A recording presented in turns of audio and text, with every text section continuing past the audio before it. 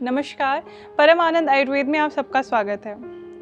जैसा कि जो अभी एपिसोड चला है हमारा मेंस्ट्रुअल साइकिल के ऊपर, मेंस्ट्रुअल हेल्थ के ऊपर या फिर जो फीमेल रिप्रोडक्टिव हेल्थ के बारे में हम बात कर रहे हैं, तो उसमें हमने पिछले एपिसोड में बात करी थी ओव्यूलेशन के बारे में कि एक्चुअली ओव्यूलेशन क्या होती है और इसकी इम्पॉर्टेंस क्या है, इसकी ज़रूरत क्या है एक फ़ीमेल को जानने की।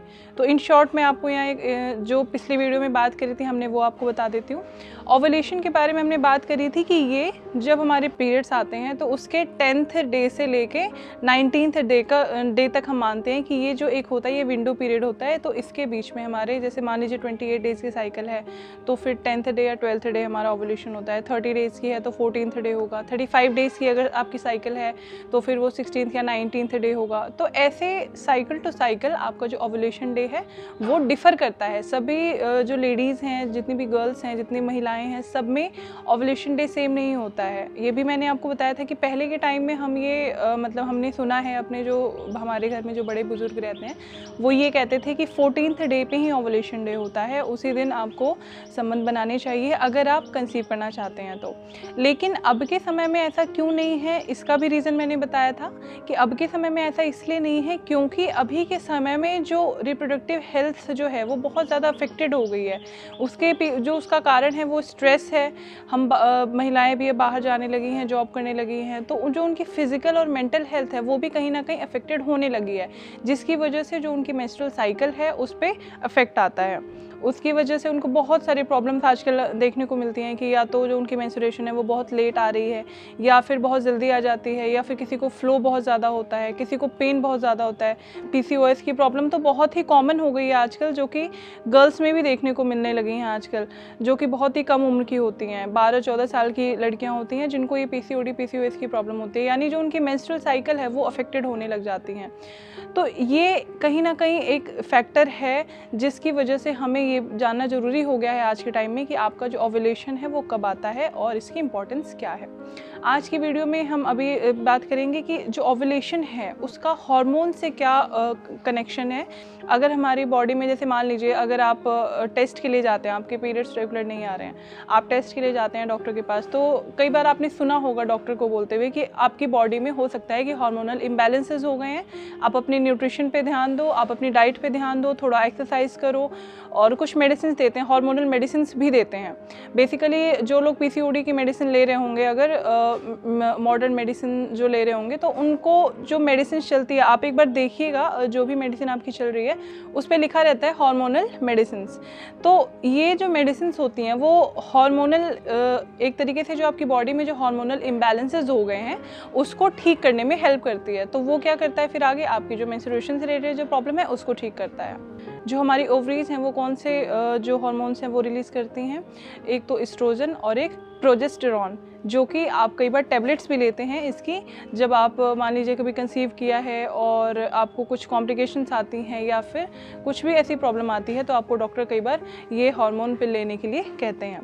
इसके अलावा और भी कुछ हार्मोन्स होते हैं जो हमारे जो ब्रेन है उसमें जो हाइपोथैलेमस जो उसका पार्ट है वो पिट्यूटरी ग्लैंड को मैसेज कन्वे करता है, जो कि हार्मोन्स रिलीज़ करने में हेल्प करती है। वो कौन से हार्मोन्स हुए, आपका एफएसएच, इसके अलावा एलएच हो गया, लुटेनाइन हार्मोन, इसके अलावा आपका कौन सा होता है एचसीजी, उसके बाद और भी हार्मोन होते हैं जैसे गोनाडोट्रोपिन हार्मोन। ऐसे और भी बहुत सारे हार्मोन्स होते हैं जो कि हमारी जो ग्लैंड है पिट्यूटरी ग्लैंड वो रिलीज़ करता है। इसके अलावा टेस्टोस्टेरोन भी फीमेल की बॉडी में थोड़ी मात्रा में मौजूद होता है, जो कि मीनोपॉज के समय में हेल्प करता है। यानी जब आपका महीना, जब आपकी 45 एज जब हो जाती है तो उसके बाद आपकी बॉडी रिलीज़ करना स्टार्ट कर देती है। जैसे आपने सुना होगा कि 45 के बाद, 50 के बाद जो आपके पीरियड्स हैं वो धीरे धीरे कम होने लग जाते हैं। तो वो कौन सा हार्मोन हेल्प करता है उसमें आपका टेस्टोस्टेरोन जो हार्मोन आपकी बॉडी में थोड़ी कम मात्रा में मौजूद होता है वो हेल्प करता है। इसके अलावा जैसे मैंने एफएसएच बताई, फॉलिकुलर स्टिमुलेटिंग हार्मोन होता है। तो ये सारे हार्मोन जो हमारा ब्रेन है वो मैसेज कन्वे करता है, उसके बाद जो ग्लैंड होता है वो ये सारे हार्मोन्स रिलीज़ करने में हेल्प करता है।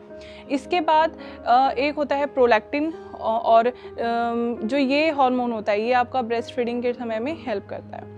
अब हम बात करेंगे, जैसे कुछ लोग कहेंगे कि अब जैसे एंट्री जो हम बेसिकली AMH कहते हैं कि हमारे जो बॉडी है उसमें AMH काफ़ी कम आया या हमारी रिपोर्ट में AMH कम आया है, तो ये भी एक हार्मोन ही है, एंटी मुलेरियन हार्मोन।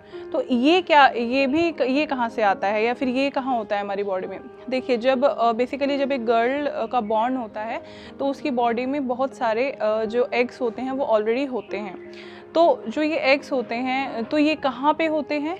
एक फ्लूइड सैक होता है, यानी पानी से भरी थैली बोल सकते हैं, फ्लूइड सैक होता है, फ्लूइड फिल्ड सैक, उसमें होते हैं ये सारे एग्स, जिसे हम फॉलिकल्स कहते हैं। और ये फॉलिकल कहाँ होता है? ओवरी के अंदर, यानी जो आपका अंडाशय है, जो आपका अंडा जहाँ पे मौजूद होते हैं सारे, तो वहाँ पे होता है। लेकिन वो अंडा डायरेक्ट ओवरीज में नहीं होता है, वो फॉलिकल्स में होता है, जिसे फॉलिकल्स को क्या कहते हैं? जो फ्लूइड फिल्ड सैक है जिसमें सारे आपके एग्स कंटेन हैं, सारे वहाँ पे स्टोर हैं, उसे हम कहते हैं फॉलिकल्स। तो ये जो फॉलिकल है ये AMH को रिलीज़ करता है, यानी जो एंटी मुलेरियन हार्मोन की मैं बात कर रही हूँ वो ये फॉलिकल्स रिलीज़ करते हैं जो कि आपके ओवरीज में होते हैं। तो ये AMH जो है ये भी जैसे कभी आपका लो आता है तो इसकी वजह से भी आपको प्रॉब्लम होती है। कई बार आपके सारे रिपोर्ट्स नॉर्मल होते हैं लेकिन आपका AMH जो है वो कम हो जाता है या कम होता है रिपोर्ट में, उसकी वजह से आप कंसीव नहीं कर पाते हो। यहाँ मैं एक बात क्लियर करना चाहूँगी, जैसे कुछ लोग सोचते हैं कि अगर AMH ठीक है तो FSH में भी प्रॉब्लम होगी, या फिर आपका जो फॉलिकुलर स्टिमुलेटिंग हार्मोन है अगर वो ठीक है तो AMH भी ठीक होगा। ऐसा ज़रूरी नहीं होता। अगर आपका AMH ठीक है तो ज़रूरी नहीं है कि आपका FSH भी ठीक हो, FSH लो भी हो सकता है। और अगर आपका FSH ठीक है तो ये ज़रूरी नहीं है कि आपका AMH भी ठीक हो।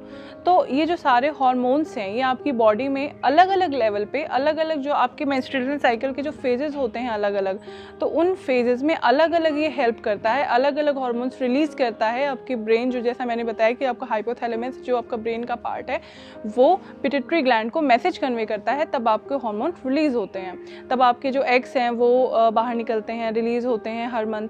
तो ये जो पूरा जो एक साइकिल है, मेंस्ट्रुअल साइकिल जो फीमेल की होती है 28 डेज़ की, 30 डेज़ की, तो इसमें हार्मोन्स का बहुत बड़ा रोल है। अगर आपके हार्मोन्स में थोड़ा सा भी इम्बैलेंस होता है तो जो आपकी मेंस्ट्रुअल साइकिल है वो अफेक्टेड होने लग जाती है। इसका मैंने आपको एग्जांपल सबसे पहले ही दिया था वीडियो के स्टार्टिंग में कि जैसे आपके बॉडी में कुछ हार्मोनल इम्बैलेंसेस होने स्टार्ट होते हैं तो आपकी साइकिल इरेगुलर हो जाती है, आपको PCOD की प्रॉब्लम, PCOS की प्रॉब्लम और भी बहुत सारी प्रॉब्लम होनी स्टार्ट हो जाती है। तो ये जो जितनी ये हमारी मेंस्ट्रुअल साइकिल है ये हार्मोन से पूरी तरीके से कनेक्टेड है। तो आज की वीडियो में सिर्फ इतना ही। जो अगले एपिसोड में मैं आपको ये बताऊंगी कि कौन सा हार्मोन, जो हमारे मेंस्ट्रुअल साइकिल है जो उसके फेजेस हैं, कौन कौन सी फेजेस में कौन सा हार्मोन किस प्रकार हेल्प करता है, कैसे रिलीज़ करता है, और जब आप कंसीव करती हैं यानी जब आप प्रेग्नेंट होती हैं तो उस टाइम कौन सा हार्मोन होता है आपकी बॉडी में, क्या रोल प्ले करता है, और अगर आप कंसीव नहीं करती हैं तो कौन सा हार्मोन आपकी बॉडी में रोल प्ले करता है। तो आज की वीडियो में सिर्फ इतना ही। आशा करती हूँ कि आपको ओवुलेशन क्या है, ओवुलेशन और हार्मोन्स में क्या कनेक्शन है, आपको एक आइडिया ज़रूर लगा होगा अभी।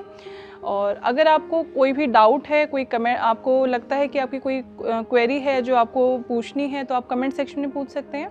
और मेरी वीडियो कैसी लगी, और अगर आपका कोई सुझाव है तो वो भी आप कमेंट सेक्शन में बता सकते हैं। मेरी वीडियो कैसी लगी आप ज़रूर बताइए, और अगर ये अच्छी लगी तो इसे लाइक कीजिए, शेयर कीजिए है जो भी आपके फीमेल फ्रेंड्स हैं या फिर आपके घर में कोई गर्ल है, कोई भी महिला है जिसको आप जानते हैं, तो उसके साथ ही वीडियो ज़रूर शेयर कीजिए, क्योंकि it's very important part of her life, जिसे जानना उनके लिए बहुत ज़रूरी है। तो उनके साथ ये वीडियो ज़रूर शेयर कीजिए। और अगर आपने अब तक हमारे चैनल को सब्सक्राइब नहीं किया तो हमारे चैनल को सब्सक्राइब भी कर लीजिए। अगली बार फिर मिलती हूँ आयुर्वेद से जुड़े कुछ नए तथ्य लेकर। तब तक के लिए धन्यवाद।